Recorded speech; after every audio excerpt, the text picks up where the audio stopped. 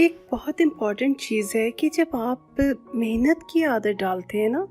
मतलब physical, mental, emotional हर तरह की आप मेहनत करने की कोशिश करते हैं, इमोशनल बैलेंस रखने की अपने। इसके अलावा घर के यानी जैसे सुबह उठ के नमाज़ पढ़ने की, या सुबह जल्दी उठ के आप वॉक पे चले जाते हैं या थोड़ी एक्सरसाइज़ेस कर लेते हैं या घर के काम शुरू कर देते हैं। तो जो सुबह का उठना है और मेहनत की आदत है, यानी जो चीज़ें अल्लाह ताला ने भी हमें कही हुई हैं, अगर आप उनके अकॉर्डिंग चलेंगे ना तो आपके पास बहुत टाइम भी होगा और आपको बहुत ज़्यादा